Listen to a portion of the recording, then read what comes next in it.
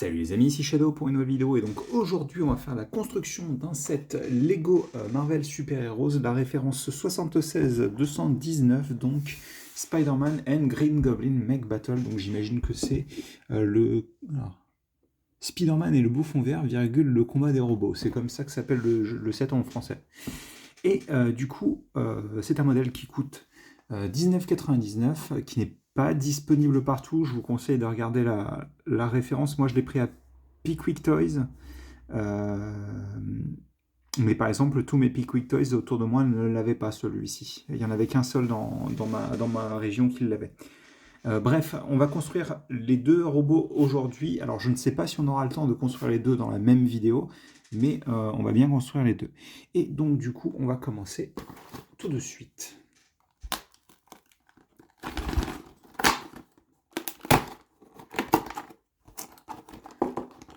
Allez. Allez.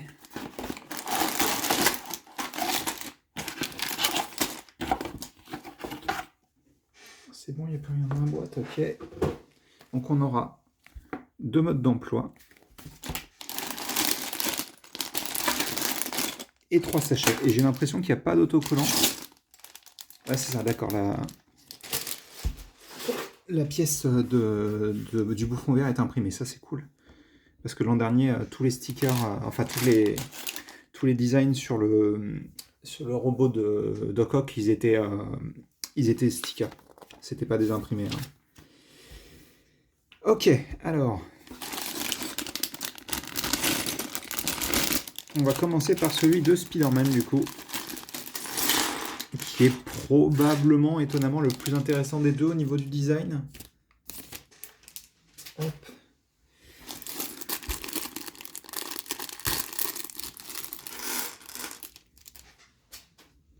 Alors, on va se placer en focus dès que j'ai récupéré. Voilà. C'est un peu moins violent en vrai que... D'accord, tant mieux, mais... Donc voici pour la figurine de Spider-Man. Je vais lui mettre la tête, bien sûr. Hein, mais donc, vous avez les bras imprimés. L'année dernière, il y avait les... Alors, je ne l'ai pas acheté, pour le coup, le modèle avec Doc Ock. Mais il y avait les jambes imprimées aussi. Enfin, non, excusez-moi, pas les jambes imprimées. Les jambes en double moulage. C'est-à-dire que vous aviez le haut en bleu et le bas en rouge. Bon, la figurine est très sympathique. Hein, bien sûr, le rouge correspond pas, malheureusement. Je vais réussir à parler. Mais après, mis à part ça, ça peut aller. Après, même s'il ne correspond pas, sincèrement, ça change beaucoup de choses. Hein. Parce que pour avoir connu Spider-Man avec juste le torse imprimé pendant des années, c'est vrai que ça change pas mal, quoi. Hein. Et du coup, ce qui ne change pas du tout, par contre, c'est la manière dont on va commencer la construction. Enfin, pas du tout. Si, un petit peu, puisqu'on ne va pas utiliser deux 2x4, mais seulement une 2x4 et une 2x3, pardon. Hop. Et donc, du coup, alors ces deux modèles, on en reparlera probablement plus dans... Oui, j'en reparlerai quand on arrivera à la fin du premier sachet, du coup. Ce sera peut-être plus intéressant.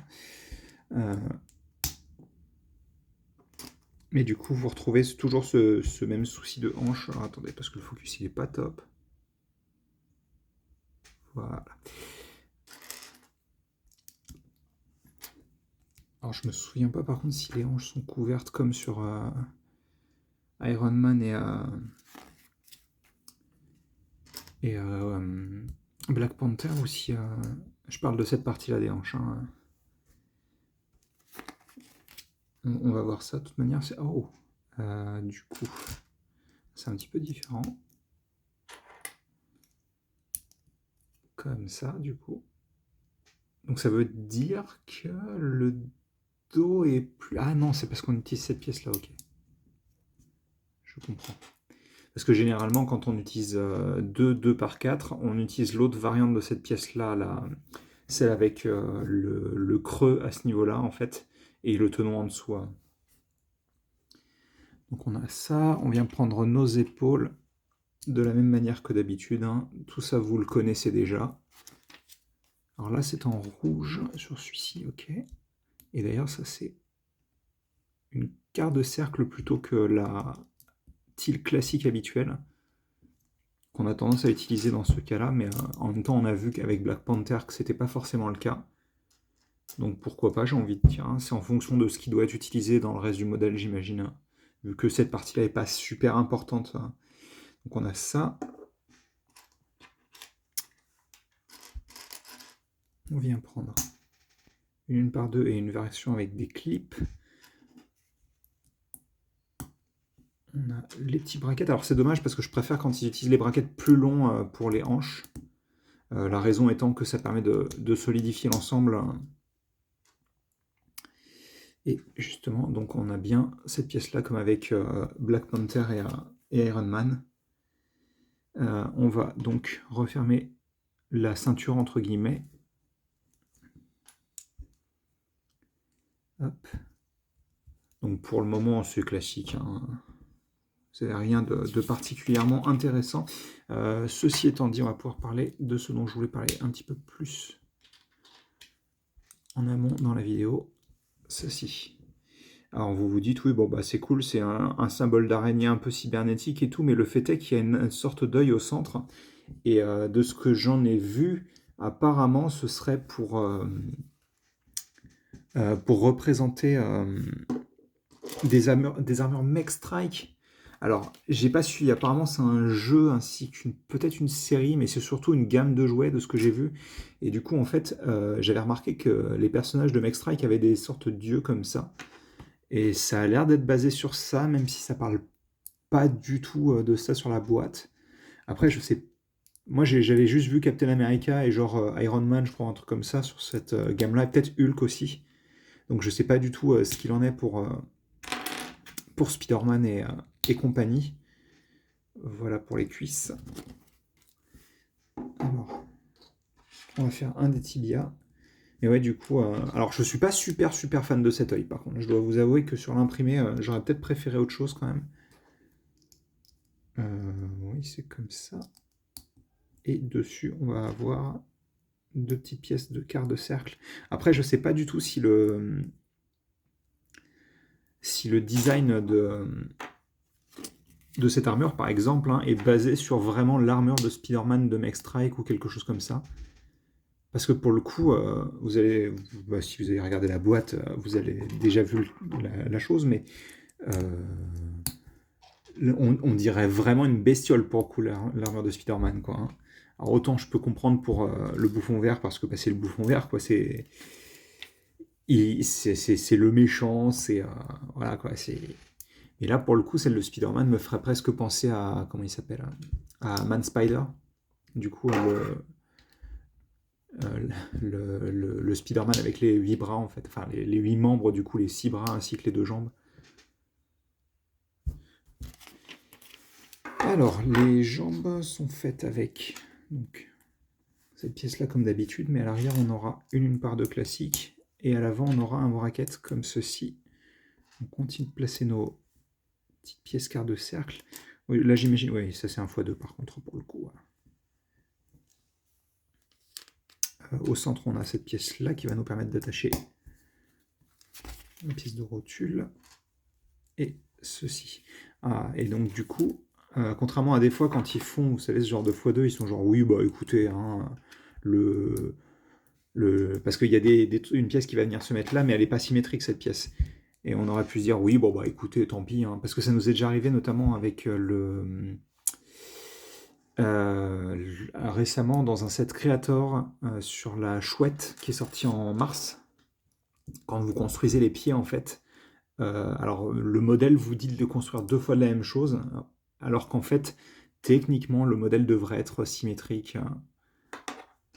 On force les petites rotules et on place les pieds. Et du coup, juste après ça, on aura une dernière étape et on aura fini le sachet 1.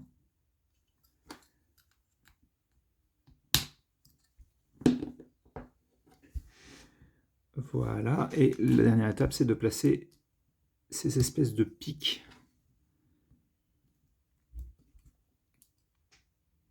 Voilà. Donc on a notre sachet 1 qui est fini, il nous reste que ces 2 petites pièces-là. Et on va continuer du coup le sachet 2 avec sûrement la partie la plus intéressante du mecha.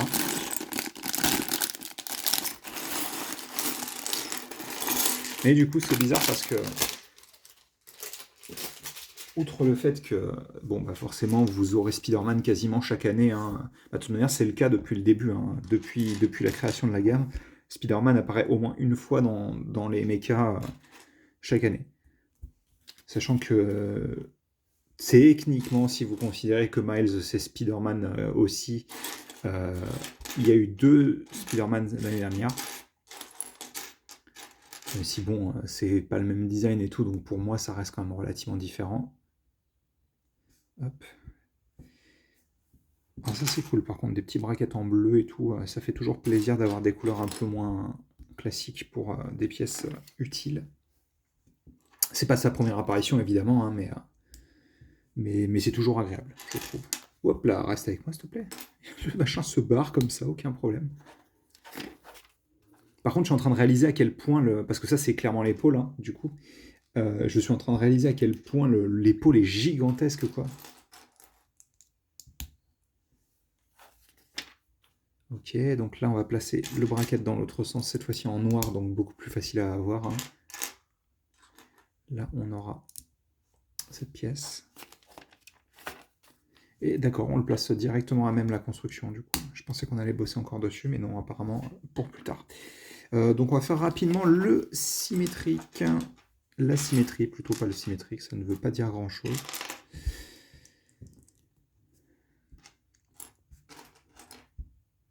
Et vous remarquerez que malgré tout ça, il reste encore un sacré paquet de pièces du coup. Hop, viens avec moi s'il te plaît, j'arrive pas à attraper la pièce, faut le faire quand même, hein. Hop là.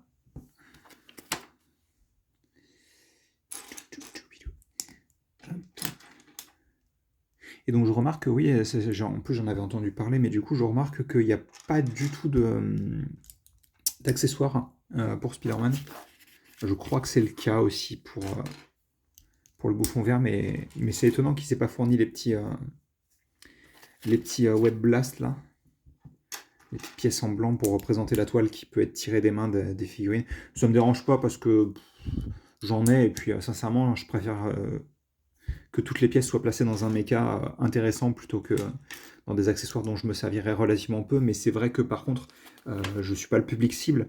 Et je pense que des enfants préféreraient pouvoir avoir un maximum d'interaction avec les figurines plutôt que de ne pas en avoir, quoi, clairement.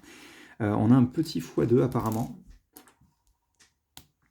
qui commence avec ces 3 pièces-là. Au bout des pièces avec les tiges, on va placer donc ces pièces d'articulation à clip. Voilà, hop. Comme ça. C'est un tout petit peu moins de friction sur la tige que ce à quoi je m'attendais du coup. Bon après elle pivote pas non plus librement, hein, faut pas exagérer, mais hop, on est comme ça du coup. Et on place ces grands pics là qui sont, alors à ma connaissance, ils sont apparus dans Shima, je crois. J'ai un doute, mais logiquement c'est ça. Enfin, ça ferait le plus de sens en tous les cas. Première année de Shima, donc 2015, je crois. On va construire ça une seconde fois rapidement. Par contre, je suis un petit peu étonné du coup qu'on ne place pas, parce que ça va se retrouver du coup à l'arrière des épaules. Je suis étonné qu'on n'ait pas placé quoi que ce soit sur les côtés là.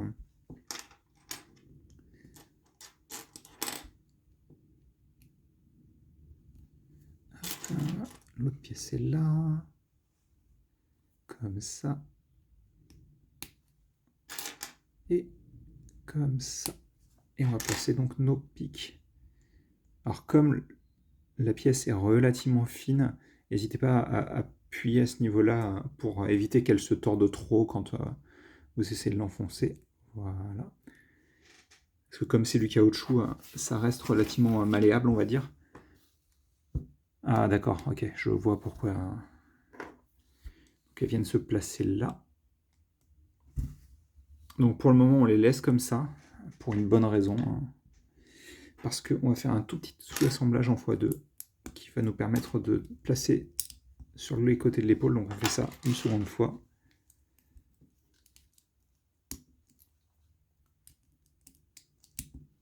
Comme ça. Et donc ça, on vient l'attacher Je me souvenais pas que les épaules remontaient autant. C'est une bonne forme, je trouve, hein.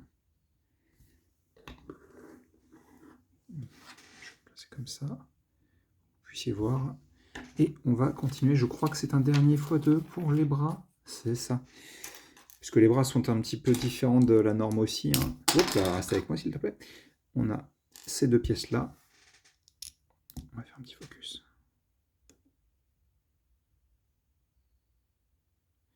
Voilà. Bon, le rouge est toujours un peu compliqué à faire en focus. Donc vous allez avoir cet aspect un peu de plaques qui se... Comment dire, qui se surplombent les unes les autres. Ça c'est dommage parce que du coup si elle avait été un peu plus haut on aurait une forme continue, mais ok, admettons.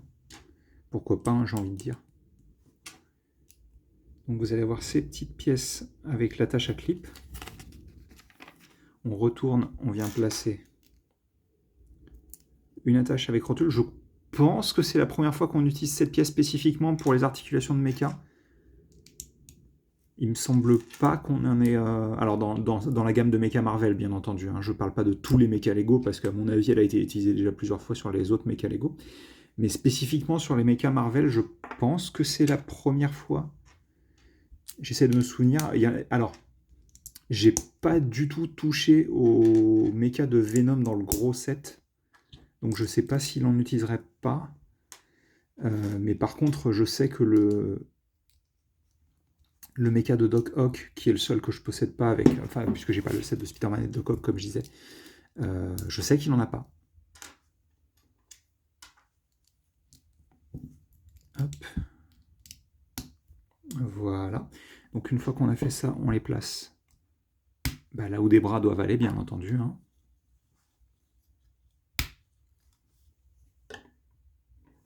Ouais. Alors, je vous ferai un focus à la toute fin quand on aura placé les 4 doigts. Mais je m'attendais pas à ce qu'il soit aussi bien. Alors, après, il va falloir que je le pose un peu pour déterminer si vraiment... Parce que du coup, c'est ça que... On en discute un petit peu là dans les fins des vidéos précédentes. Mais un bon design, c'est cool. Mais là, on parle d'une figurine qui... Alors, en l'occurrence, c'est pas exactement le cas, mais admettons, prenons la théorie comme quoi c'est un modèle à 10 € qu'il est vendu sans le bouffon vert. Pour ce genre de modèle, l'articulation est clé. Et là, c'est pas le... Comment dire ? C'est pas le fan d'articulation qui parle, c'est vraiment... d'un point de vue logique, en fait, si vous achetez ce genre de produit, vous vous attendez à avoir une figurine qui est relativement bien articulée quand même. Enfin, je veux dire, c'est comme ça qu'elle est marketée, c'est une figurine d'action qui peut être posée un peu comme on le souhaite. Donc logiquement, quand vous achetez ce genre de produit, vous vous attendez, donc on les met comme ça, dans ce sens-là. Et vous aurez remarqué du coup qu'on utilise des patins à glace en tant que crochet, ce qui est toujours plutôt cool, je trouve. Donc vous vous attendez à quelque chose quand même de posable quand vous achetez ce genre de produit. Et selon moi, je pense que dans une certaine mesure, Black Panther, mais surtout Wolverine, échoue à être une figurine suffisamment posable pour être, comment dire, un bon achat en tant que figurine posable. C'est ça que je veux dire. C'est-à-dire que c'est des beaux modèles, mais par contre, en tant que figurine posable, pour moi, c'est pas suffisant, quoi.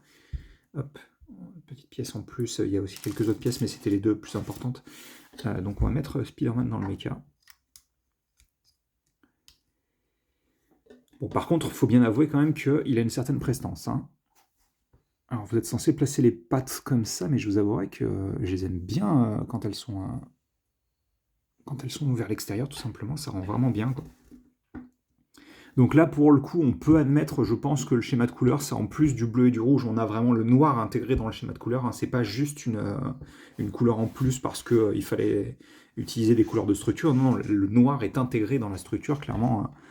Et faut bien avouer que rouge plus bleu plus noir, ça rend vraiment très très bien. Hein. Je suis toujours pas sûr pour cet imprimé, mais avant de se parce que oui, on va pouvoir prendre le temps de construire le robot du bouffon vert. Je vais vous mettre une petite pause quand même pour le robot de Spider-Man. Ouais, alors, encore une fois, il faudrait que je teste vraiment les jambes. Mais alors, déjà, du coup, on n'a pas le gros souci qu'ont Black Panther et Wolverine dans le fait que les jambes, alors elles sont décalées, hein, toujours ce problème-là, mais vous pouvez les amener vers l'avant à 90 degrés sans qu'elles se décalent trop vers l'extérieur et sans que le décalage soit trop différent entre les deux jambes. Et ça, je pense que c'est extrêmement important.